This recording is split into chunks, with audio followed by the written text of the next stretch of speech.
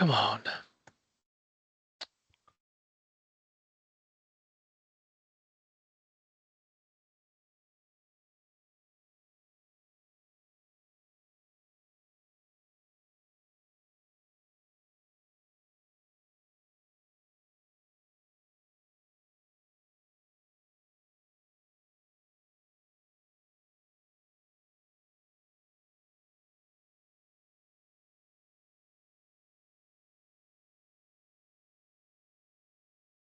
Sake.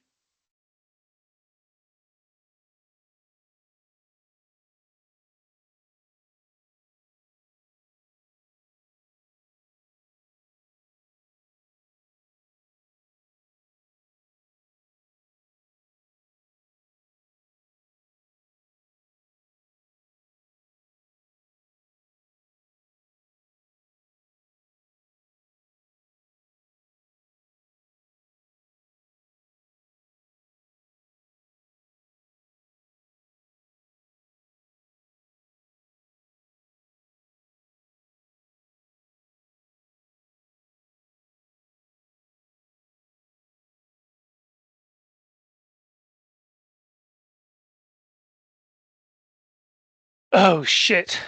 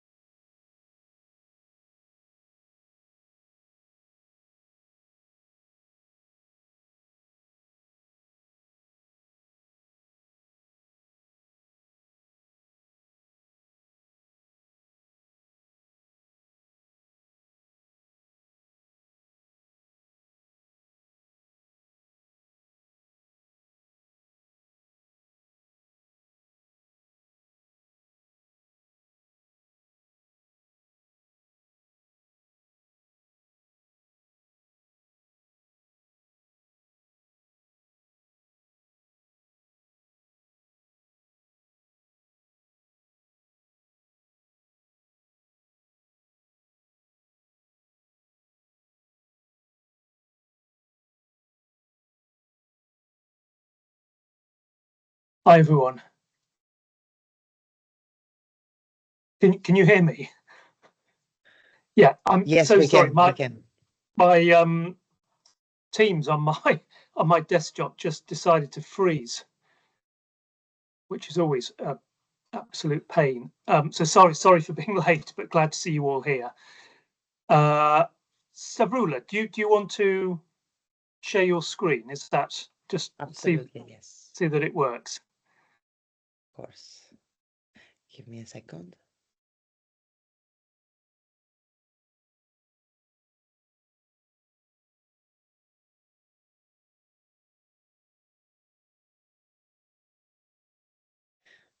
Great. It does work, right? You can. Lovely. That's fine. Thank you. Sorry, just before we start, Teresa, what was that question about AI? There's a Read AI bot in the meeting. Usually some people bring it in if it is attached to their teams. And it's not really clear where these things report to and who has access to these. So usually the recommended thing is to remove them. It's in the attendance list somewhere. Oh, okay. Okay. Can I do that while we start, do you think, Teresa? I think we can just opt out. It's called RN. If you scroll down to the list of participants, is the RN. It's called Read AI. Oh, I see. Okay. I cannot delete it, but maybe you can. Yeah. Okay. Oh, I see. Okay.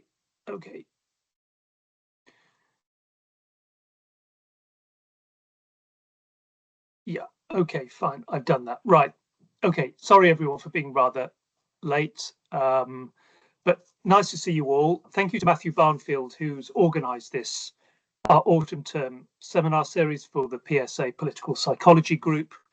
And we're delighted to see you all, and also to welcome Stavroula Chrona from the University of Sussex, who is going to talk, as you can see, about personality traits and party members' campaign activities. I think Stavroula is going to talk for about half an hour, something like that, and then we'll have time for questions. So Stavroula, welcome. Nice to see you. Thanks for coming and giving the talk, and the floor is yours.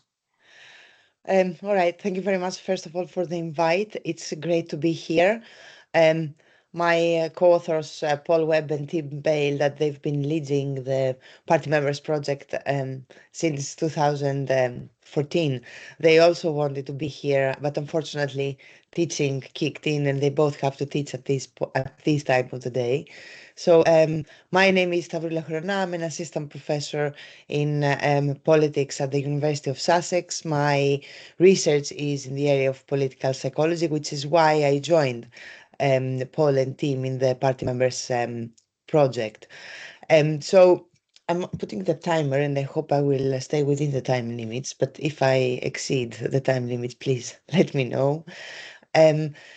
The title of this paper, of this presentation, is The Bright and Dark Sides, Personality Traits and Party Members' Campaign Activity. This is the first set of results that we got from the 2024 survey that we ran as part of the new wave of the Party Members project. Wait a second, because I think no, it has worked. So I'm not the best person to talk about the Party Members Project because I joined quite late. But for those of you who don't know, it's the first study on party membership in the UK. It started in 2015. And then the second wave was in 2017 and 2019. It's a study on party membership in the six largest British parties. So we have been looking at the Conservatives, the Labour Party, the Lib Dems, UKIP, when it was UKIP, the Greens and the SNP. Now in 2024, we also included Reform, as you can imagine. To give you a general overview of the project, it looks at party memberships, both supply side and demand side, so the members themselves and what they do and what they think. but also the demand side, how and what parties think of their membership and their recruitment and their retention strategies. We've been collecting both quantitative and qualitative data, at least from 2015 until 2019. That was surveys and in-depth interviews looking at both party members, but also parties' professional staffs and elected MPs.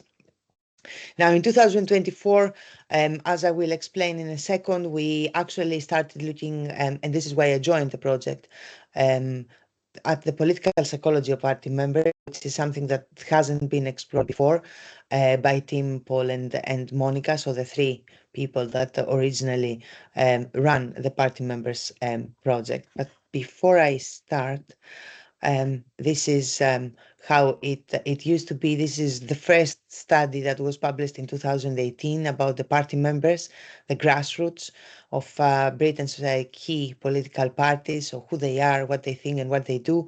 The next pamphlet with the descriptive, let's say, elements of the 2024 survey is going to come out quite soon. Yeah, so this is one of the main outputs of the party members project.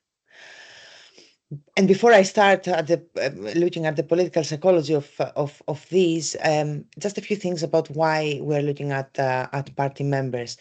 The answer is quite straightforward. They are the most direct link between political parties and citizens. They are what we say the grassroots that connect voters' concerns to political party elites. And in a way, party members are an important indicator of a party's social embeddedness, if you like, but also legitimacy. Usually when membership declines, that's a bad signal of the weakening of parties' roots in the society, which obviously has a lot of implications for democratic representation and the quality of democratic representation. Now, practically speaking, party members contribute to election campaigns and party finances. They are the activists. They are the ones that get out and spread the word about the party. They pick party leaders. They are the pool from which parties choose about their candidates, choose their candidates from. And importantly, as I said, they help anchor the parties to the principles and people that members came into politics to promote, in fact, and protect. So this is the reason why we are focusing on party members. Now, until now, the Party Members Project has been focusing on a number of things, and these are the demographics, the ideology that party members have, the ideological orientations, predominantly looking at the left and the right, and reasons for joining the party, reasons for leaving the party, reasons for switching political parties, and levels of activism. So the main focus of Party Members Project from 2015 until 2019, it was the explanation of the sociological and ideological determinants of the involvement of party members in party life and preferences and so on. However, and these are some of the main drivers that Paul, Tim, and Monica came up with, just to give you a general overview. And I think this is something that we would all expect, that not all party members are actually activists. There are things that can vary considerably between countries, of course, and between parties as well. The majority of party members usually do little or nothing for their party rather than paying their dues. And those who do get more involved can sometimes be a little bit of a problem for the party leaders, especially when they start, let's say, protesting against the decisions of the top of the political party. However, when it comes to the main correlates of activism, the drivers of activism, and these are the key findings from the Party Members Project, we know that gender matters. Men are more likely to be active than women. We know that age is also important. Older people, or at least middle-aged members, are usually more active than younger members. Education as well is important. Graduates are more likely to be active than non-graduates. Income as well plays an important role, as one would expect. Members on higher income or higher status occupations do not seem to be more active. Political ambition is important. Members with ambitions to serve, they tend to be more active to serve the public or to hold an office, to get elected, to hold an office, are more active. And when it comes to ideological orientations, people who are on the left tend to be more active than people on the right. And that holds as well strong for the UK. Members with more liberal views, they are usually more active. A couple of more other important, I think, factors and that are worth to mention. It has to do with the proximity, ideological proximity to fellow members, especially when it comes to local branches. This encourages activism, at least for those members that they do appreciate face-to-face interaction, but also if you feel more integrated in the local branch of the political party and you have more positive experiences, for instance, from the branch meetings, that they are more positive, more constructive, more creative, that makes as well a difference and increases the level of activism or the willingness to be more active as well in the party. Finally, and of course that has to do with the single member plurality system in the UK. The marginality of the constituency plays a very important role. The closer the race at election time, the more active the members tend to be, as one would also expect. So these are some of the main findings that in a way confirm what we already know about drivers of activism among party members, and they hold strong for the UK. So this is what we know. Now, in 2024, Tim and Paul decided to, they received some funding, of course, otherwise that project wouldn't have been materialized, and we decided to focus on the psychology of party members, looking in particular at the personality traits of party members and how personality traits, whether and how personality traits shape political engagement. And while existing research on personality and political activism has focused predominantly on voters, there's very little attention that has been paid to the personality profiles of the party's grassroots, the party members. And this is where we come in, and we actually said, you know what, we really need to have a look at what is happening among the party members that we have been surveying for so long. So let's have a look at the personality traits. Obviously, we didn't only look at personality traits, we have more data. We have data on the moral foundations, we have data on leaders' preferences and the dark triad. So we have more that will come out soon. But for now, in my presentation, I will focus on the personality traits, the first set of data that we have in our hands. So we draw insights from political psychology, but also on the literature on membership, and we use data from a survey that was fielded right after the 2024 UK general election. And our main question is whether personality traits drive party members' election campaign activity.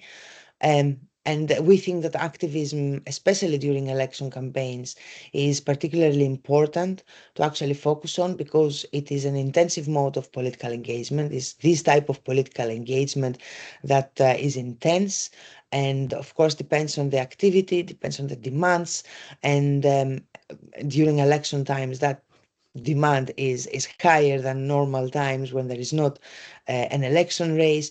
And importantly, it requires significant investments of time, energy, and resources, especially from party members, that they are the ones that they are expected to actually be the active ones during the election campaign, and the parties rely on them as well. Now, why focusing on personalities?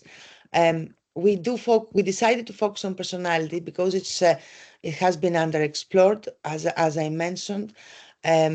Most of the research has focused on voters and not on parties' members. And we want to explore whether members and voters are different, or if they share the same characteristics, if personality plays the same role, for instance, for the level of activism for members and not members. We also want to have a look at the variation between parties in the UK, what is happening there in terms of the importance of personality of those parties' members. And how personality correlates with the campaign activity. But also, another element that we've looked in our survey is what kind of leaders they like. And this is where the dark triad comes handy, and that will be probably another presentation that we will give, hopefully you will invite us to give later on. Now, a few things about personality for those of you that you are not very familiar about research on political on the role of political psychology in the literature on personality. Personality has been found as a very important explanatory factor influencing citizens' judgments, preferences, and actions.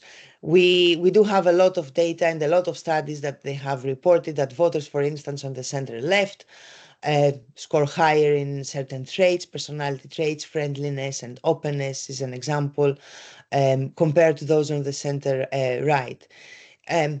Commonly conceptualized as a dynamic system that helps individuals adapt to their environment. This is what personality is. It underpins the structures and those processes that we develop in order to achieve our personal goals. And it gives consistency to our behavior, to our behavioral patterns. And because it gives consistency to our behavioral patterns, it plays a very important role in the construction of our identity. In other words, who we are, and how we differentiate ourselves from others. So personality makes up who we are, but also identifies the boundaries of the others that are against us or they are in front of us. So in a way, we can say that personality is this outcome of these complex interrelationship of affect, cognition, and behavior, of these processes that drive the way we feel, think, and behave in politics. And they give this sense of consistency, but also this sense of continuity in how we express our personal identity. And moving on, practically is all about personality guiding the way we think, feel, and act. It helps us shape our goals and our motivations and directs our behavior towards those goals. Of course, it gives consistency across situations, so that our personality doesn't change on the basis of the situation we have to face, but it stays consistent. And it helps us build and maintain, importantly, a very strong identity. Now, the architecture of personality is not only about traits, but there are also the needs, there are the values. In this paper and in this study, we focus on personality traits. And personality traits are those, let's say, dimensions of individual differences that drive our thought, feeling, and actions. They are enduring. As I said, they are stable. They don't change overnight. They influence how we perceive, but also how we respond to situations, including our political choices, our values, and our attitudes. And although they are stable, their expression can vary in intensity, but also in terms of frequency, depending on the context. And this is exactly why personality, we believe, plays an important role, especially among party members during election time. And in short, traits describe what people are like. So that's exactly why we want to focus on party members, to see what they are like and whether this correlates with how they behave when it comes to activism. Now, focusing on the personality, on personality, one of the most classic, if you want, the most widely used frameworks used in the study of personality traits is the Big Five, or the five-factor model, also known as the Big Five. It gives a description of the main tendencies of personality that predominantly captures and summarizes individual differences. There are 5 higher order abstract traits, and these are agreeableness, openness to experience, neuroticism, conscientiousness, and extraversion. And each of these traits captures a set of more specific components. So extraversion, for instance, includes the component of enthusiasm and assertiveness. Agreeableness includes the component of politeness and compassion. Conscientiousness includes the component of industriousness and orderliness, being orderly. And neuroticism includes the subcomponent of volatility and withdrawal. And finally, openness to experience includes the subcomponent of intellect and openness. Now, because of their nature, they have been actually found to show stability over time. The big 5, there is an important degree of correspondence as well, and that has to do with how we obtain our data on the big 5. Correspondence between self-ratings and observer ratings, which is, I think, is key. It has been replicated in various samples, so it's safe to use, and in different countries and across cultures. We do know that they have a sizable heritable component. They do manifest in childhood. And when it comes to their political relevance, that we do know that they correlate with a wide variety of attitudes and behaviors. For instance, we do know that there is a strong link between personality traits and ideological self-placement, and voting choice and candidate preferences, party affiliations, as well as public policy preferences. So we do know that the personality traits are correlated with these issues.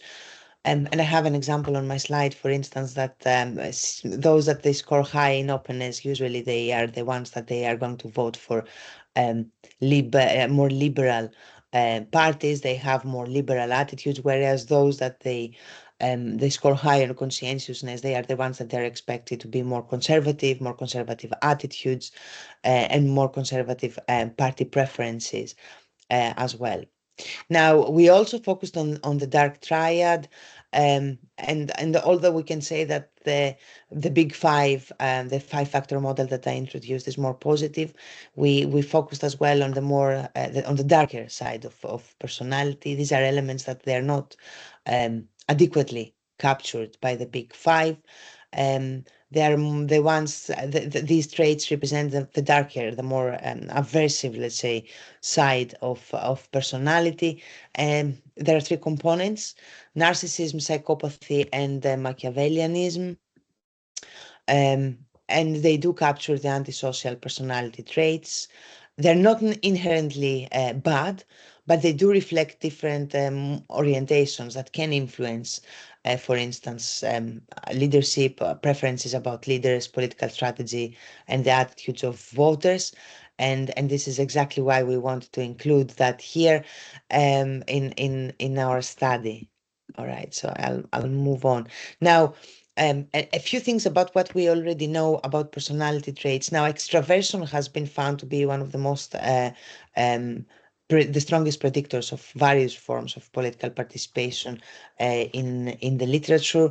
There are also some studies that they have found that openness as well is an important factor that drives engagement with certain political activities. And we have mixed results for other personality traits. So the findings are inconsistent when it comes to the big 5. The only 2 that they have been found to matter and predict forms of participation is extraversion and openness. And then when we come to the dark triad, all of them, narcissism and Machiavellianism, has been found as a positive predictor of environmental activism, whereas narcissism and psychopathy of predictors of participation more generally. We also know that narcissism drives civic engagement. So narcissism is the most consistent dark triad driver of activism. So on the basis of these, we have constructed our own hypotheses, looking at each and every of the big 5 traits and and the dark triad elements. So I'm not going to read my hypothesis, but I am going to explain what we find in a second.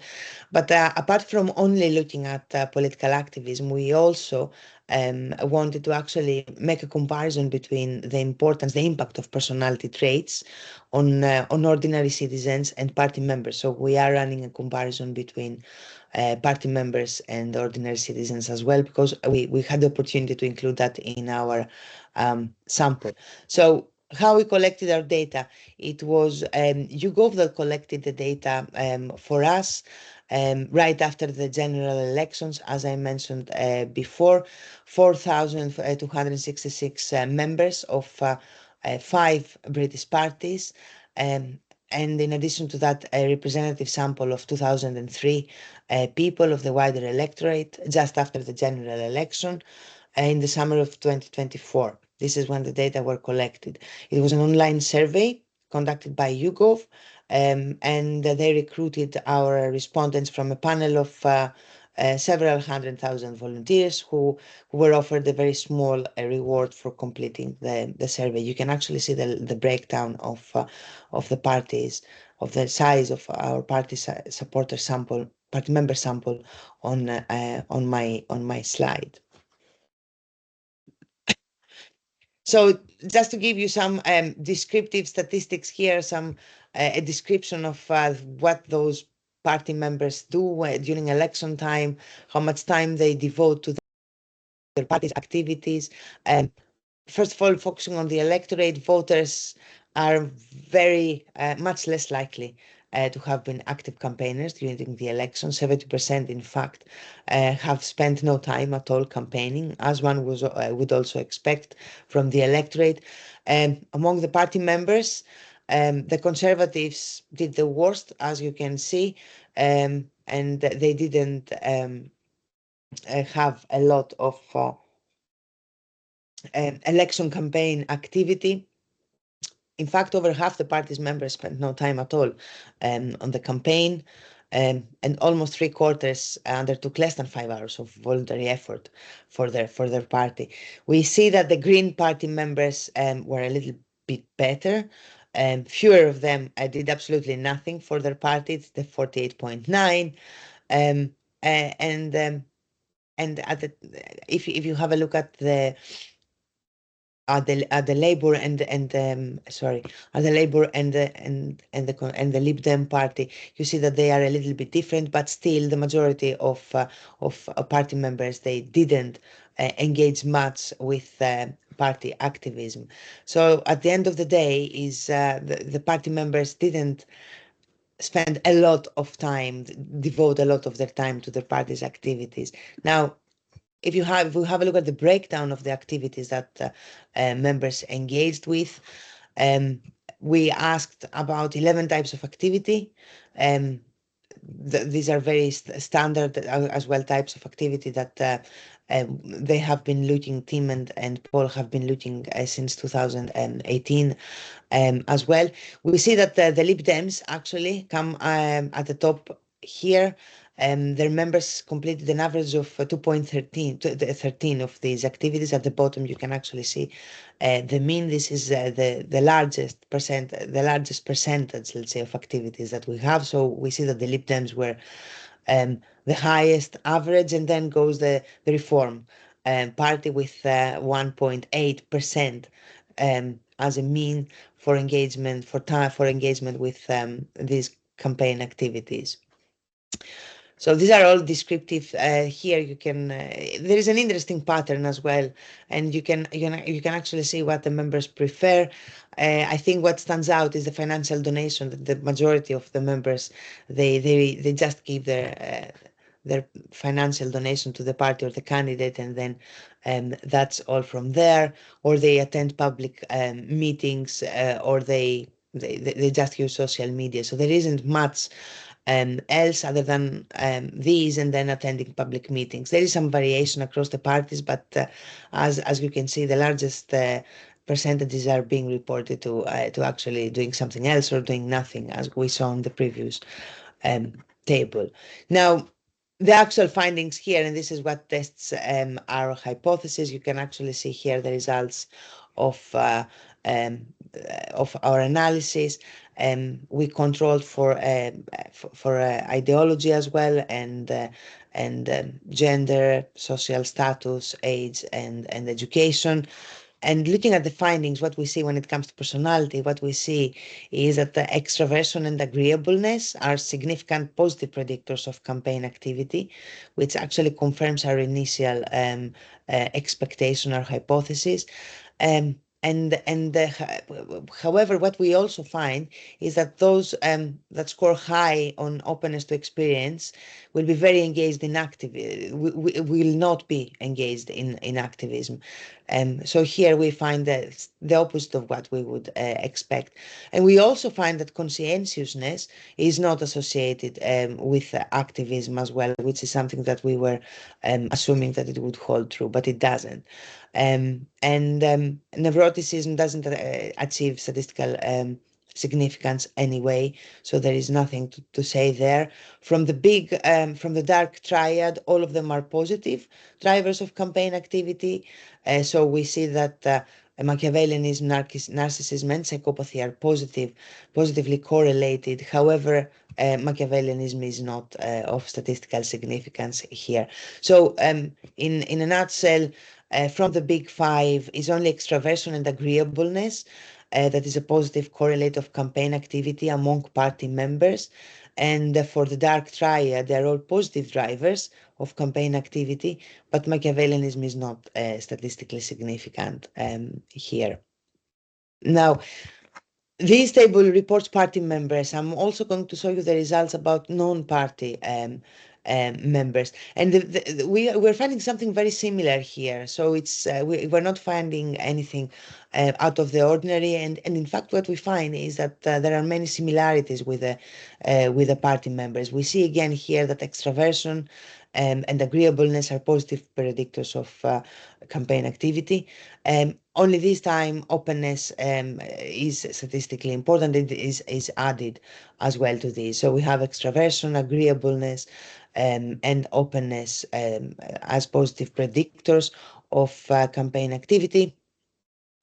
And again, the dark triad, from the dark triad is only narcissism that is a positive predictor, and psychopathy, but psychopathy is not statistically significant in the time spent on campaign activity here.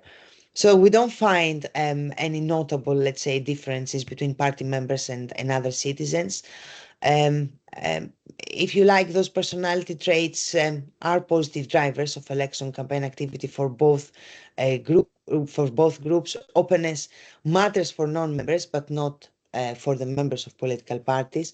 And psychopathy matters for members, but it doesn't matter for non-members. So this is the picture that we have from looking at the campaign activism. But we also decided to focus on the time spent on the campaign. Sorry.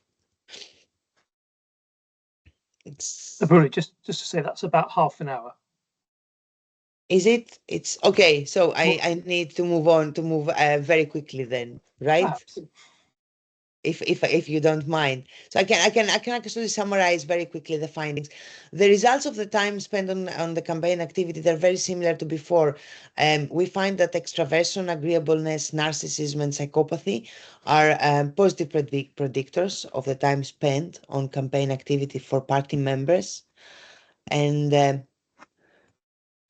there are fewer significant personality traits when we look at non-party members. We find that agreeableness and openness have positive effects on time spent on campaigning. So, and this brings me basically to the very end of the presentation. Sorry for taking a little bit too longer. So practically what we find is that party members who are extrovert and more agreeable are most likely to get involved in campaigning. And the same holds for those that they have narcissistic and psychopathic tendencies. And these findings actually hold strong when controlling for ideology and demographic factors. And we find very similar results when we look at the citizens who don't join parties, but in some cases decide to help these out. So the practical implication for political parties are here. If you are outgoing and narcissistic with psychopathic tendencies, then this is exactly what the members look like, and this is exactly what the party members are at the moment. And parties may be best off relying on individuals who actually score high on extraversion, but low in agreeableness, because they are the ones that they enjoy direct social interaction, but they don't mind a face-to-face argument. And individuals who score low on agreeableness and extraversion probably should be best advised to get involved online, where they can actually, have stay a little bit distant from their opponents. And finally, just to finish off with that, because I think it's important, the most active members are agreeable, extroverted, older, left-wing men with a degree. And this is one of the findings of the project, by putting everything together that we have been, all the results that we have since 2018 onwards. So that was it. I'm sorry if I overran. 2 minutes. No, Stavroula, thank you very much. It was my fault for starting late. So, but okay. we should finish at 1 o'clock, just in case people have meetings or teaching to go to. So we've got 20 minutes. Yes. So if people want to stick their hands up or just come in and ask questions, maybe we'll take a couple, shall we? Absolutely. So, Roland, do you want to? Oh, actually, hang on a sec. Sorry, let me just stop the recording. Do